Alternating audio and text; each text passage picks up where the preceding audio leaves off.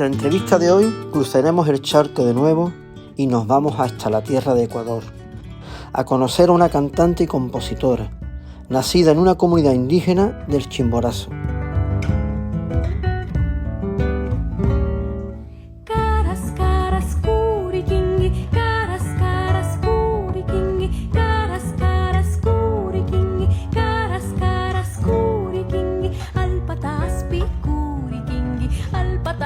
Ella desde muy pequeña supo que el cante marcaría el camino de sus idas y de sus vueltas. Hoy nos encontramos con Mariela Condo. Bueno, Mariela, buen día, buenas tardes. Buenos días, buenas tardes. Desde Andalucía, desde la tierra del flamenco, desde Andalucía, desde la línea de la Concepción, en el sur de España. Te damos las gracias por atendernos, por estar este ratito, y vamos a hablar un poco de nuestras idas y de nuestras venidas con la música, con el arte y con todo lo que conlleva la distancia entre nuestros países. Quería comenzar Qué lindo. preguntándote cómo fueron tus comienzos, desde que, naces en una comunidad indígena, ¿cómo despierta en ti, en esa niña, me imagino que serías traviesa, cómo comienza en ti esa inquietud por ser cantante o por cantar? Bueno, primero, antes que nada, muchas gracias por esta invitación. Es un gusto para mí conocerles, conocerte. Y bueno, como mencionábamos antes, siempre he tenido como harta curiosidad de visitar Andalucía, empaparme un poco del canto flamenco también. Y bueno, me parece que son tradiciones igual de pueblo, del pueblo, de la gente, y me parece hermoso, hermoso. Así que más o menos, pues sí es un poco parecido por acá, en las comunidades, en los pueblos pequeños. El canto, la música en general está bastante presente, pero es una presencia que nosotros o la generación mía, tal vez que ya somos un poco más citadinos, eh, a veces no alcanzamos a entender esa dimensión y esa naturalidad también, esa presencia de la música y el canto em, tan antiguo y al mismo tiempo tan sencillo y tan cotidiano que, que acompaña el vivir, ¿no? El crecer, el día a día. Entonces, eso ya en la ciudad, en la urbanidad, un poco se hace más difícil, ¿no? Entonces, pues nada, yo crecí en mi comunidad en donde yo nací, se llama Cacha, específicamente Cacha Obraje, que es un nombre, sí, un nombre bastante controversial porque los obrajes antiguamente pues eran lugares donde esclavizaban a la gente en cuanto a textiles y pues mi lugar se quedó con ese nombre. Y Cacha es un lugar bastante grande que se subdivide en parroquias pequeñas, en comunidades pequeñas. Entonces, tiene nombres distintos. El mío es Cacha Obraje, pero también hay Cacha San Francisco, hay Cacha, qué sé yo, Cacha Panadero, Cacha, etcétera, etcétera, ¿no? Nombres subdivididos ahí. Entonces, yo nací ahí y estuve hasta los 5 años y pues luego vinieron las primeras migraciones. La primera fue a los 5 años hacia Riobamba, que es la capital de la provincia de Chimborazo y que está relativamente cerca a la comunidad. La vida en la comunidad, en las comunidades hasta ahora, es una vida precarizada, con falta de acceso a servicios básicos, por ejemplo. Es una vida bastante dura, y pues en esa época aún más. Y mi mamá, claro, yo supongo que dijo, no, yo me tengo que ir de acá y vamos es como la migración obligada, ¿no? En búsqueda de más oportunidades, de más puertas, en pro de encontrar una mejor vida, ¿no? Entonces es así como, bueno, empiezo mis primeros años de escuela en Riobamba y pues bueno, ahí empieza otra etapa, otra manera de socializar también. Y el canto estuvo siempre presente para mí, porque Desde que tengo memoria, por ejemplo, mi madre, ella se dedicó un tiempo largo de su vida a ejercer el canto como una profesión. Iba a conciertos, hacía concursos, ganaba los concursos, entonces, y le veía siempre ensayando, cantando, tratando siempre de buscar como espacios para, para cantar, ¿no? Entonces yo la recuerdo así y por ahí como que pues ya era inevitable que yo termine haciendo lo mismo.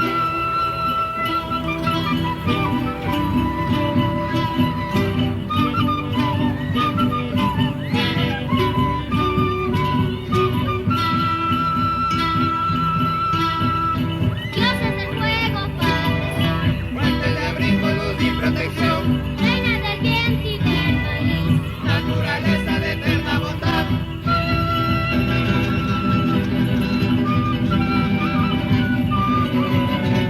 Cuando te trasladas, os mudáis por primera vez, que eras pequeña, y cuando viajas a Quito, ¿notas la diferencia de tu comunidad? Imagino que sientes el calor que dejas atrás, amigos, y ¿notas mucha diferencia entre la urbe de la ciudad, el jaleo, las prisas, el estrés de las personas? ¿Cómo llevas eso? Sí, bueno, en la primera infancia, es decir, a los 5 años, claro, como que, o desde mi percepción, como que uno va así por inercia y cualquier cambio como que se da, eh, mm, no tienes opción a escoger o decir no quiero o sí quiero, no sé. Entonces, yo sí, yo tengo más presente el recuerdo de lo agresivo y abrupto que fue, por ejemplo, venirnos a vivir acá a Quito, a la capital del país. Entonces, pero la transición entre la comunidad hacia la primera ciudad que fue Riobamba, que es donde vivimos la mayor parte de la infancia, claro, esta transición no la tengo tan presente, pero sí que de alguna manera estoy consciente de que debe haber sido un cambio fuerte, un choque fuerte para mí, ¿no? Venir de un contexto muy distinto, un contexto incluso, bueno, sociocultural, económico, histórico, de repente terminar en la ciudad en donde son otros códigos, en la escuela en la que estuve también, otra dinámica. Sí, debe haber sido un cambio bastante no tan agradable, seguramente, ¿no? Entonces, pero en Quito, claro, yo sí estaba ya más grande, 14 años, imagínate. Claro, Con todo el todo sur. mucho más rápido, la gente más estresada, el bus siempre es como eh, el lugar donde se palpa más fuerte o se palpaba más fuertemente el tema de la agresividad, ¿no? Como acá los buses, en esa época aún más, ahora no tanto, pero en esa época, claro, era cuando tenías que hacer una parada, el bus apenas paraba, tenías que saltar para lograr llegar a tu parada y así, o sea, un montón de cosas, ¿no? Y pues, y también a esa edad, 14 años, creo que estás hecho también de alguna forma para adaptarte rápido, como Claro. a prisa, ¿qué hay que hacer? Ya, este es el ritmo, bueno, vamos. Entonces, esa transición sí la tengo como más presente. Y sí es como tú dices, todo más a prisa, más rápido. Y bueno, imagínate, ya después cuando fui hacia otros países, siempre las capitales tienen esta cosa de ser mucho más apurados, más estresados y todo. Sí me he dado cuenta cuando estuve en Ciudad de México, estuve en Nueva York, en París, en Madrid mismo, ¿no? Como que, claro, las capitales tienen ese aire, ¿no? De todo más acelerado. Y en esa niña de 14 años, cuando comienza esa niña ya a empezar a ir al conservatorio de música, que estuviste tu flauta traversera, cuando empiezas a descubrir cosas y ya comenzaste a hacer tus primeros cantos, ¿Tenías claro de que ibas a ser cantante, ibas a ser cantadora desde que tu mamá te empujaba, te empujaba, te empujaba? ¿Crees que esa cantante que nace y que vive y que continúa de todo el esfuerzo fue gracias a todo el empuje que tu mamá tuvo? Sí, a tal punto que a veces no sé de quién fue la decisión al final, si fue realmente mía o fue algo que ya estaba como por sentado. Y, y después, claro, con el tiempo, sobre todo cuando estaba en la escuela, ya en los últimos años, recuerdo que para mí era clarísimo, clarísimo ahí, o sea, nunca en la vida había tenido tanta claridad como en esa época. Debo haber tenido unos 10 años, quizás 11 años, no lo sé, más o menos, que es la edad, la edad en la que se termina la escuela, si no me equivoco. Y mi mayor ilusión, mi mayor delirio, incluso, que incluso, o sea, no dormía de la prisa y la emoción que tenía y que sentía por ir rápido a estudiar música. Eh, en esa época para mí era clarísimo que a eso me tenía que dedicar. Entonces, cuando se acabó se terminó ya la escuelita, eh, inmediatamente el plan era irme al único colegio que en esa época había, que acá le llamamos colegio y es la secundaria. Era la única secundaria que tenía, era como un conservatorio en realidad, ¿no? Tenía las materias de colegio general, pero se especializaba en materias musicales. Entonces, para mí eso era la mayor ilusión, saber que voy a entrar a una secundaria en donde voy a compartir con muchos otros alumnos, donde la prioridad es la música, los recreos ahí con la guitarra, tocando, cantando, etcétera, etcétera. Entonces, fue, fue, fue una etapa muy linda. Solo estuve un año en esa secundaria. Después de ese año ya todos nos trasladamos hacia Quito. Y ahí sí ya empecé una nueva etapa en la que entré a estudiar en el conservatorio aparte y en la noche hacía la secundaria para terminar de graduarme, ¿no? Entonces, pero ese año en concreto ahí en Riobamba, justo después de terminar la escuelita, fue una etapa reveladora y clara para mí. Entonces, cada vez que me pierdo, me confundo o reniego del oficio de cantar porque nos pasa, Claro. siempre intento regresar a esa niña que lo tenía tan claro y eso me ayuda mucho como a aterrizar, a volver y a continuar. ¿Te sentiste en algún momento, Mariela, especial en esa época? ¿Sentiste, por un lado, te sentías que eras especial porque estaba en el cante, siendo cantante, cuando otros compañeros, otra gente, otros amigos hacían otro tipo de cosas? La música nos da tanta creatividad y tanta riqueza. Ajá. ¿Y a la vez te sentiste discriminado en algún momento por de dónde venías, de dónde era tu casa, dónde eran tus comienzos? Sí, sobre todo en la escuela me pasó mucho eso. En la secundaria fue completamente distinto. Me pasó algo muy extraño porque en la escuela siempre estaba aislada, siempre era muy complicado para mí el aprender a socializar, aprender a hacer amigos. No fue algo que yo, digamos, hay mucha gente que siempre dice, no, tengo mis grandes amigos desde la escuela y desde la escuela comparten y hasta que se hacen adultos y todo.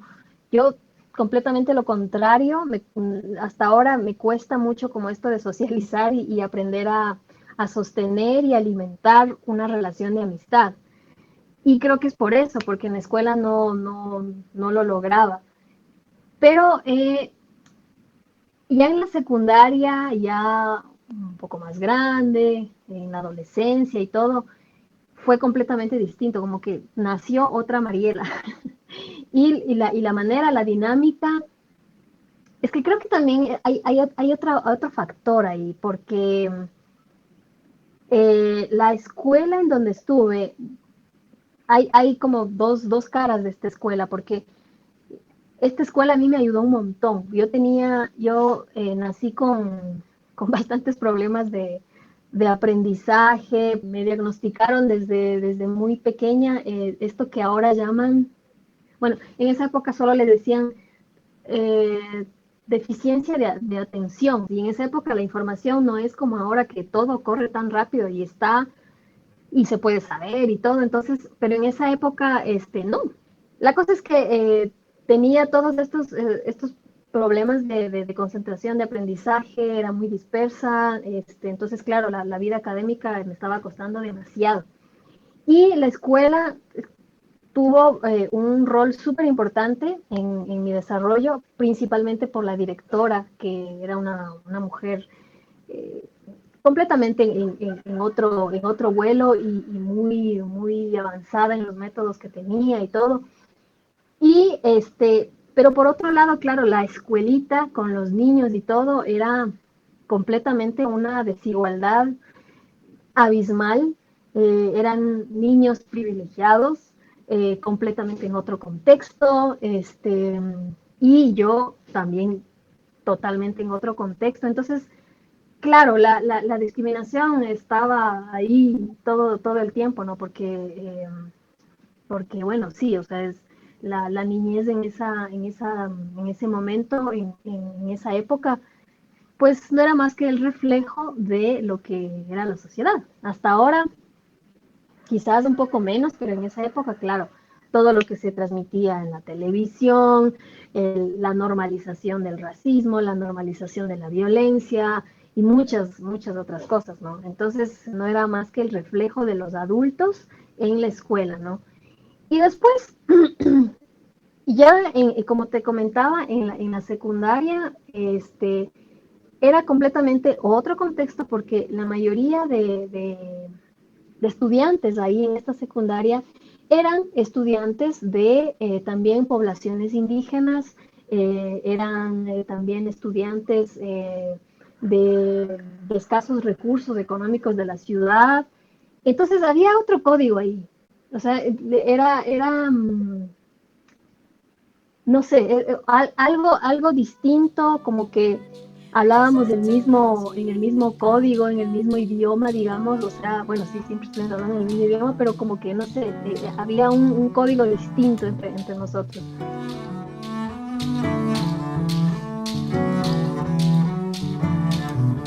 Yurak sombrero ñuqami kani, azulanaku ñuqami kani, manilladita, tiridita, sortijadita, pucharidita, manilladita, tiridita, sortijadita, pucharidita.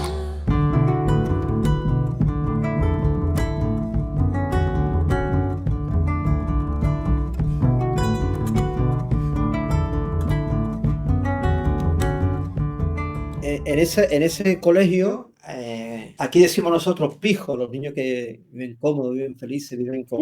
Están en todo lado, ¿verdad? Acá se les llama los aniñados. Y Y bueno, se notaba mucho entonces la diferencia entre ellos, ¿no? Ese pequeño sí, racismo. en la escuela sobre todo era como muy claro. Pero no, no era culpa de los niños. Yo creo que ya cuando vas creciendo, pues eso como que se ha ido. Normalizando No, un poco ahora, más. o sea, sí, además ahora ya de adulta y todo, ya hemos madurado, hemos crecido como sociedad también, aunque nos falta un montón, pero la mayoría ves tal vez esa discriminación incluso de clase ya en gente mucho más adulta, quizás, porque claro, ya es un cambio generacional que solo no se logra entender para personas ya mucho mayores. Pero dentro de mi generación, lo que yo puedo decir, lo que a mí me pasa, y de manera muy individual, porque puede ser muy distinto para otra gente, yo socializo bien ahora, es decir, con la gente pues de mi edad, un poquito mayor y todo, siempre no, ya como que eso esa discriminación, digamos, de alguna forma, tal vez sí está de una manera más disimulada, quizás, porque ahora hablan mucho de este, ¿cómo le llaman? Le llaman ahora el racismo blando, una cosa así. Pero también es algo que yo he decidido como no, no, Adelante, mirar hacia adelante. sí, no, y además, sí, como que en algún punto creo que hice un clic y pues me llevo bien, puedo hablar de igual a igual, y todo va bien. Pero sí, es verdad que existe todavía el racismo, está presente, como que ha mutado, tiene otra forma, quizás. Pero bueno, yo pienso que como sociedad vamos creciendo, vamos concientizando muchas formas de violencia que antes estaban ahí naturalizadas y vamos detectando este, las cosas que no están bien y pues vamos creciendo y madurando, ¿no? Hay dos canciones que te simbolizan mucho y que te haces el encuentro con con tus abuelos, ¿no? Cuéntanos un poco en ese momento cuando las creas, cuando la cantas, cuando te viaja a tu niñez. ¿Cuáles son los motivos, las sensaciones que te lleva eso? Sí, bueno, hay dos canciones que creo que es a lo que te refieres, que son canciones de mis abuelos, hacen parte de mi legado cultural. Y una canción es Manila, que es la canción de mi abuela. La otra canción, Kikilla, que es la canción de mi abuelo. Es una canción para funeral de un niño. Eh, y yo fui consciente de estas dos canciones, que es lo único que quedó, digamos, como concreto, digamos, de esta herencia musical por parte de mis abuelos. Fui consciente de eso cuando tenía, creo que 15 años, quizás 15, 16 años, porque en esa época se hizo un trabajo de investigación de campo musical, etnomusicológico, en mi provincia. Entonces, el músico a cargo de eso, William Guncay, que es un músico y amigo muy querido, cuencano, llevó a cabo todo este trabajo de investigación y pues fui parte de ese trabajo discográfico que después se hizo, parte de los talleres también, entonces fue una experiencia muy linda el conocer como la raíz de cada canto, de cada canción y pues ahí, eh, digamos, me reencontré y me reconocí en estas dos canciones de mis abuelos, ¿no?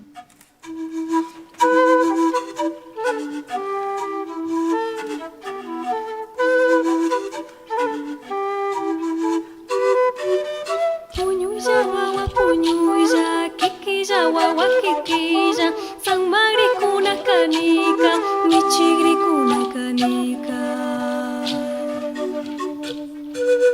Puñuya, wawa, puñuya, kikilla, wawa, kikilla, San Magri kuna canica, michigri kuna canica. Ay, ashamunga mi wawa, tukushamunga mi wawa, wakakusta uyashpaka, hakuñuka uningami. Eso es un momento muy bonito. Yo, en mi camino como bailador, y cuando conocí tu vida, tus comienzos, bueno, así que estamos muy cerca uno de otro, por muchos kilómetros que haya de distancia, pero casi que cogimos los mismos caminos, individuales, independientes, no creemos mucho en la gente, en los managers, trabajamos mucho en lo que queremos hacer, nos enfocamos. Esos primeros discos que grabas con todo el esfuerzo, con todo el cariño, con toda la cabezonería que le pones, cuando miras atrás ahora, por supuesto que estarás orgullosa bueno, haberte equivocado o quizás no, ¿no? Sí, es que yo creo que el equivocarse es parte del camino y es algo necesario y algo con lo que hay que reconciliarse. Tal vez cuando estaba más joven sí decía, ay, ¿por qué grabé así? ¿O por qué canté así? ¿O por qué no hice esto? Y así, etcétera, etcétera. Pero es algo que me lo he tomado como que, claro, cada vez que grabo algo, lo único que voy a poder reflejar es lo que estoy viviendo en ese momento. Y depende mucho de lo que alcance a hacer y de lo que el conocimiento limitado que tenga en ese momento, porque todo el tiempo estamos aprendiendo, me permita plasmar como cantante. Entonces, claro, lo lindo de todo esto es poder ver hacia atrás y ver cómo has ido creciendo. Eso me parece como algo importante de reconocer y verse reflejado en eso, que vamos madurando y vamos creciendo. Y sí, hay muchas cosas que no nos gustan, de lo que quedó grabado y hay un poco así como de, ay, no, mejor que desaparezca este disco o esta canción, etcétera, etcétera. Pero pues es parte del proceso y es parte del crecer, ¿no? Siempre es importante eso, bueno, el momento de la creación de uno estar relajado y componer y atreverse a cantar lo que encuentra en ese momento. Yo creo que eso es también muy importante, aunque cuando pasamos el tiempo, sí es verdad que dice uno, ¿y por qué hice esto? O en mi caso, ¿por qué bailé aquel momento tal coreografía? Yo creo que, como tú bien dices, forma parte bueno, del crecimiento personal. Cuando te Sí. pones a componer y a cantarle al amor, a cantarle canciones protestas, no te gusta que te consideren que te encasillen en que eres una cantante protesta, porque hay que cantar todo, hay que cantar el amor, hay que cantar las cosas bellas, las cosas malas, pero cuando te pones a componer, sí que miras las cosas de la sociedad que están mal, te arrancas ahí, o no quieres encontrarte en ese rincón. Antes, años atrás, sí como que tenía cierta resistencia a que me encasillen en algún lugar, ¿no? Pero en realidad no, ya con ese tema como que está fuera de ti, cómo la gente te percibe y además el cómo la gente percibe lo que haces o lo que lanzas al mundo, digamos, eh, es algo interesante de ver cómo te describen, cómo te sintieron o cómo recibieron tal canción y así. Pero yo personalmente no, o trato de no ponerme en algún lugar que no sea un algo o un lugar que a mí en ese momento me esté doliendo o me conmueva o que necesite sacarlo, traducirlo a letra, a melodía, porque es parte, para mí, la música, el escribir, el cantar, es también una forma de terapia. Puede ser como muy hippie este término, pero en realidad sí lo es. Para mí personalmente lo es y para mucha gente que escucho hablar y todo es. eh, Alguna vez escuché a Sting hablando sobre esta cosa, esta parte terapéutica que tiene la canción, ¿no? Y él hacía referencia a la música de ahora, y creo que concretamente se refería al reggaetón y toda la música urbana, y él hablaba de algo muy interesante en el que, y por qué era terapéutico, y es que, claro, la forma de la canción tradicional, digamos, ¿ya? Tiene como decía esta intro en donde yo planteo lo que me pasa, lo que me duele, cómo me siento, etcétera. Y luego de repente en el coro exploto, saco y grito con más fuerza y luego me calmo. Entonces es como una etapa que va en crecimiento y eso es lo que hace que sea terapéutico incluso para quien lo escucha y para quien lo crea y lo canta. Y lo que sucede con la música, esta otra música, es que es cíclico, ¿no? Está ahí dando vueltas y vueltas y vueltas y como que no va a ningún lado y se vuelve más bien como una especie de bucle que no resuelve a ningún lado y como no te da esa sensación de terapéutica, ¿no? Y ahí entendí un montón de cosas y claro, de por qué cierta música no me gusta tanto o me causa estrés, me causa ansiedad. Digo, no, hay algo aquí que no, me desespera, me angustia. Entonces, claro, y me pongo más por ese lado, entonces, como respondiendo a la pregunta. Entonces, no, puede ser que alguna canción, sea, es que cuando se va, cada uno, cada persona o la recibe o no la recibe, y cuando la recibe, pues la recibe desde su lugar, Claro, desde lo que a la persona le duele también. Entonces, ya ahí pueden haber muchas otras interpretaciones que quizás no tendrán nada que ver con cómo empezó la canción, ¿no? en el sentido. ¿Eres supersticiosa en algún momento del día? No quieres pasar por aquí, no haces esto, no haces... ¿Cómo llevas tu día a día con la superstición? No, creo que no soy tan supersticiosa. Eh, Antes, tal vez, por el entorno, sí, porque la mayoría de mi familia siempre tenía como esta cosa de la superstición ahí, pero no, creo que no soy tanto, Y creo. cuando vas Tal vez por ahí. cuando vas a los conciertos, tienes cosas también que te den coraje.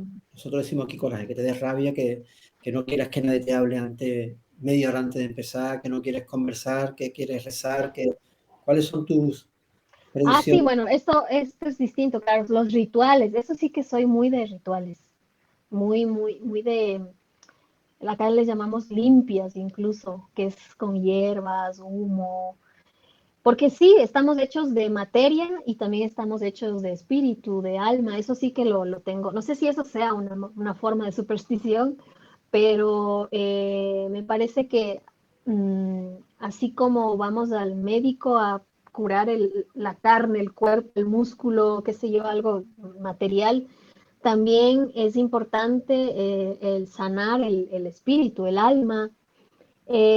Y cada vez que antes de un concierto sí me he acostumbrado a pedir ciertas cosas y a hacer ciertas cosas ritualísticas para mí muy importantes, como acordarme de mis abuelos, eh, hacer respiración, por ejemplo, que eso me ha ayudado un montón para el tema de la energía, ciertos tipos de respiración. Y pues, ¿qué más?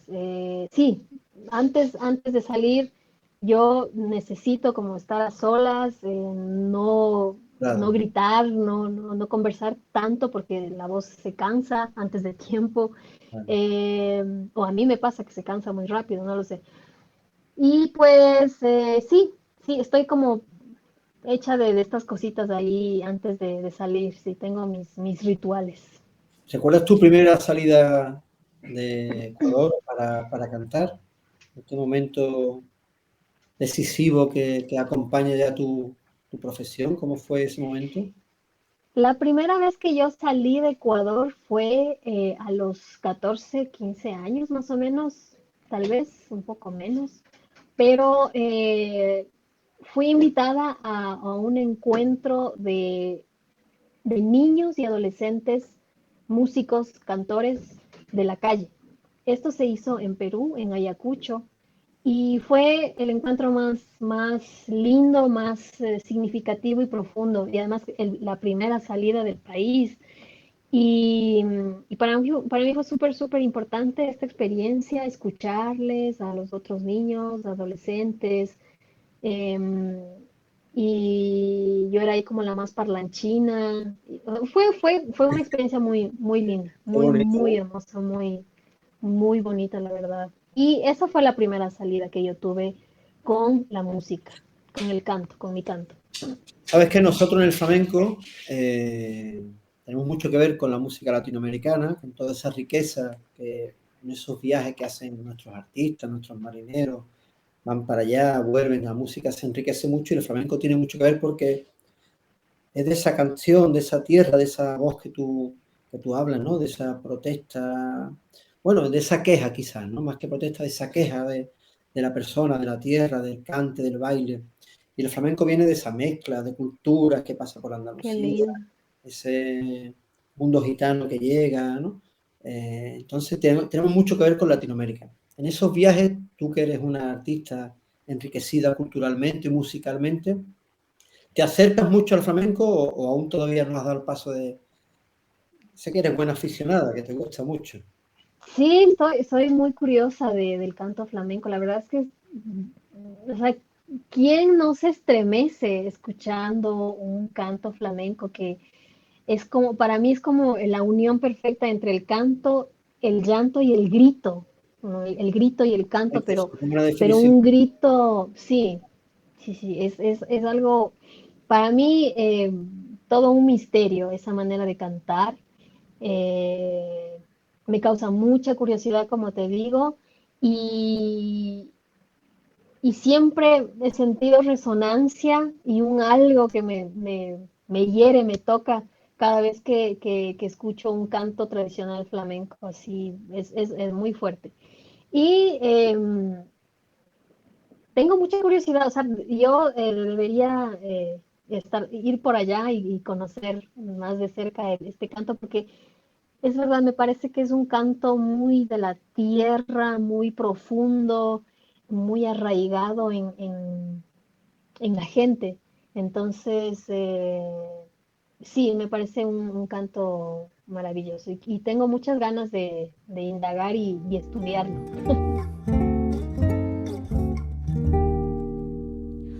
Huracán de mis noches, tú que me viste cruzar mis soledades sin una estrella. Dile que por su ausencia vivo muy triste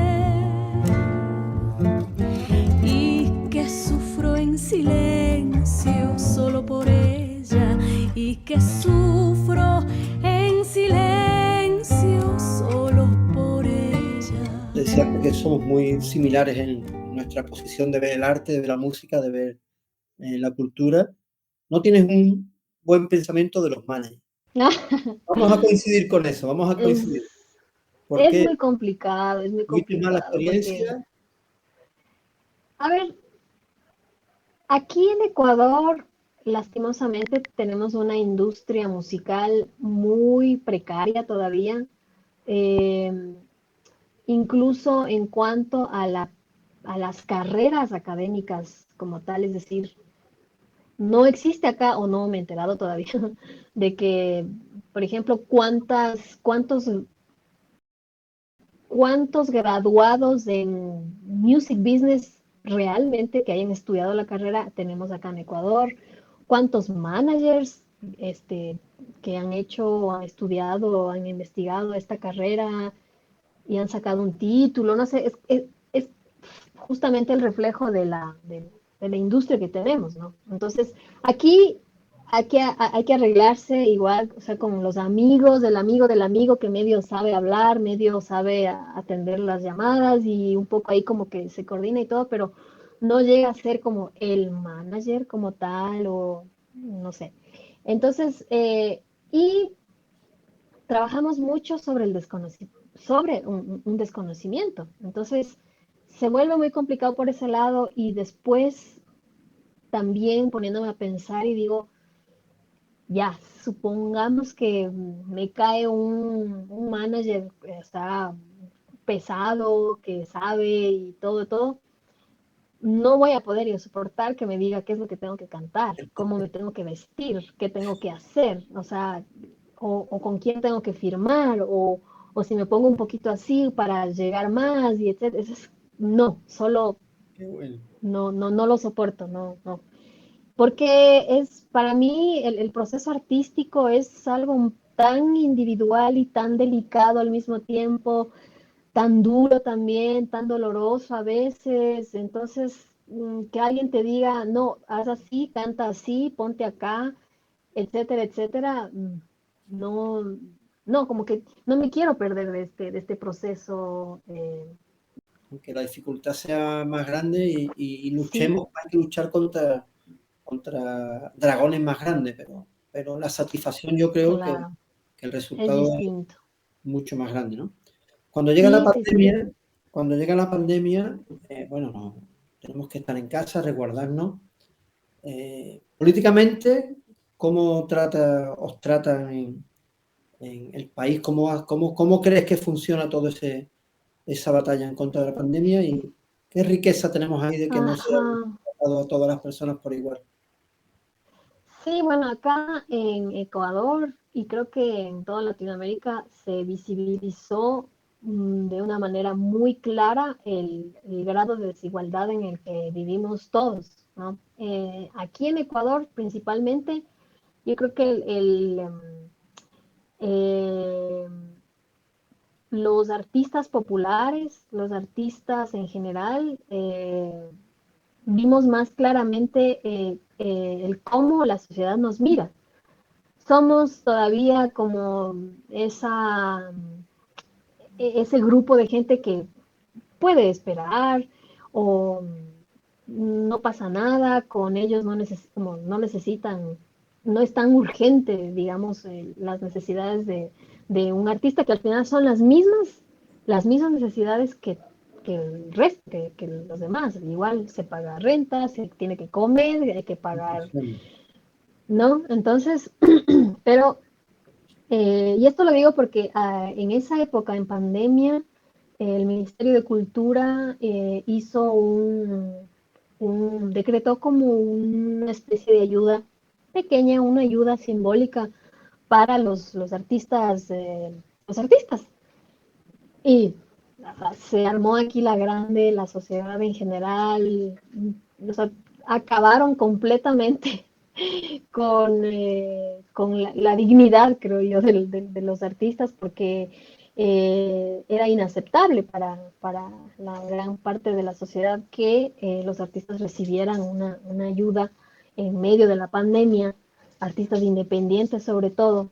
Y claro, ahí se vio reflejado muchas cosas y bueno, en general, esta desigualdad en la que vivimos, ¿no? La falta de acceso a cosas básicas como el acceso a educación eh, pública y gratuita además, que la educación es lo único que te va a ayudar a romper justamente eso y a poder tener una vida más digna. Y eso, claro, se vio claramente en la pandemia, en la desigualdad absoluta y absurda en la que vivimos, ¿no? Yo quiero que a mí me entierren como a mis antepasados. Yo quiero que a mí me entierren como a mis antepasados.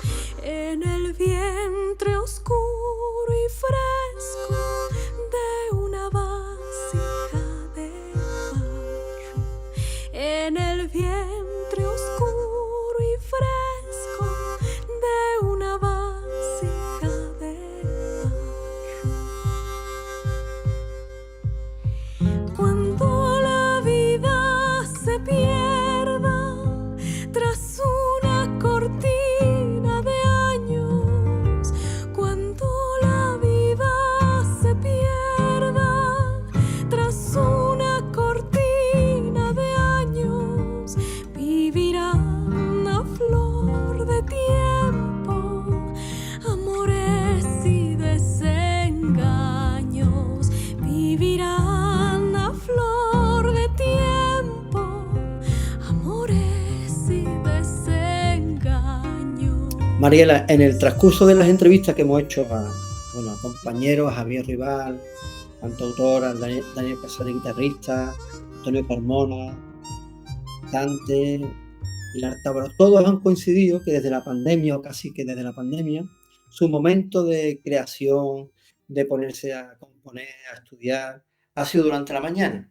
A pesar de que a los artistas siempre se nos tacha de que somos nocturnos, que nos gusta la noche, que a todos les gusta la noche, por cierto, a todos nos gusta, pero ellos desde la pandemia para acá han descubierto mucho más que la mañana mucho más productiva. ¿En qué momento estás tú, Mariela, de composición? ¿Cuál es el momento del día que estás mejor? Coincido con todos ellos, en la mañana es como la jornada eh, más aprovechable, por muchas razones, supongo, pero también sé que sí, esto de ser noctámbulo, bueno, sí es como un, un cliché que se tiene para todos los artistas. pero sí hay como que uno, de hecho yo tengo una amiga poeta que sé que ella es noctámbula, o sea, ella funciona Noche. mejor en la noche para leer, para estudiar y todo eso. Y hay ciertos casos, pero no es para todos. O sea, yo, sobre todo, para tener una jornada buena en la mañana de trabajo, yo necesito prepararme desde la noche anterior, es decir, Está bien. descansar bien, procurarme a mí misma una buena preparación para el sueño, que es algo que recién ahora como que le doy importancia, porque tú sabes, antes o cuando somos más jóvenes es lo que menos nos interesa, descansar bien y todo eso no está en nuestros planes. En tu momento, hace poquito, celebraste tus 30 años de música, empezaste muy pequeña. ¿Cómo recuerdas ese momento y de tus funciones, de tus visitas a distintos países, distintos lugares? Por supuesto, yo siempre llevando la voz de Ecuador, pero a la vez la voz de esa niña indígena, de esa niñez. ¿Recuerdas con felicidad cuál fue tu actuación más bonita que le hayas dicho, no necesito nada más ahora mismo? Son muchas veces esa sensación, pero sobre todo cuando se vuelve un momento así como el que tú dices, así, esto es todo lo que quiero, puedo morir mañana, si es posible, no pasa nada, porque acabo de tener una experiencia tan profunda, tan linda, tan hermosa, tan de conexión fuerte. Me ha pasado varias veces, pero principalmente ha sido cuando he logrado superarme a mí misma en cuanto a nervios, porque los nervios, hay nervios y nervios, como decía una amiga muy querida mía, compositora también, cantora, Marta Valdés, cubana. Ella hablaba mucho de, hay un tipo de nervio que te destruye y otro tipo de nervio que te ayuda a, a lidiar con ese espacio y que hace que justamente ese lugar del escenario sea mágico. Pero hay este otro tipo de nervio que solo no te lleva a ningún lado. Entonces, y yo tengo mucho de ese nervio. Desde que me acuerdo, para mí el escenario ha sido una batalla porque creo que lo mío ya en un punto se convirtió en algo crónico y patológico, incluso porque eran nervios paralizantes. Simplemente no lograba, no podía reaccionar, no podía escuchar. Y el estar en un escenario no hay mayor ejercicio para practicar el aquí y el ahora que no sea en un escenario. O sea, en un escenario tú tienes que estar tan presente y tan concentrada, escuchando a la batería, escuchando al piano, a la guitarra, eh, sintiendo en ese momento y estando muy presente. Y los nervios que te destruyen, eh, no te permiten justamente estar presente. O eso es lo que me ha pasado a mí, ¿no? Y ese nervio destructor tiene mucho que ver con las inseguridades técnicas, incluso, ¿no? Que por ahí como que cuando lo detecté y supe que, o sea, mi nervio no era un nervio de, sí, voy a salir y voy a enfrentar a un montón de gente que me va a estar mirando y todo, sino lo mío era más como un nervio técnico y que en eso he tenido que trabajar muchísimo en la rítmica, en poder poner más atención, desarrollar más el oído para estar más presente de lo que está ocurriendo con la banda y todo eso, para no entrar donde sea, no hacer el caos en medio del momento. Entonces, sí, o sea, eso me ha tomado muchos años como irlo curando, irlo reconociendo, sanando y todo, entonces, y trabajando sobre eso también. Entonces, sí, cada vez que logro superar eso, para mí tengo esa sensación que tú dices, ¿no? Como ha sido hermoso, Para porque todo. pude disfrutar, porque pude gozar, porque pude permitirme otras cosas que antes el nervio paralizante ese no me lo permitía. Y eran a veces actuaciones terribles, pero bueno, es parte de, es como yo, con lo que a mí me tocó lidiar y me toca todavía estar ahí lidiando, pero bueno, es así. Lo disfrutas mucho. Ahora sí que disfruto. Mariela, te damos las gracias por este ratito tan bonito de conversación, por habernos encontrado. Sabes que aquí en Andalucía, en la línea de la Concesión, tienes un fan. Que Ay, nos vamos muchas a gracias, encontrar, igual. que la vida nos dé pronto encontrarnos en un escenario Sí, donde sí, sí, estamos a sí, gusto los dos, que es donde nos sentimos felices. Y exacto, darte muchas gracias. exacto. No, al contrario, muchas gracias a ti, a ustedes por esta invitación y pues ha sido un gusto poder conversar contigo, conocerte y sí, queda pendiente una visita, sea acá o allá, para poder compartir. Te mandamos un beso enorme. Muchas gracias. Besos también, muchas gracias. Al universo diste tu palabra y con el alma la defenderás. Ya estabas bailando cuando lo soñaste. Esa del espejo no era otra sino tú, para que tus dedos bordaran el aire. Te prestó la luna un mantoncillo azul. El duende te agarró por la cintura y la belleza puso lo demás. Habló la vida.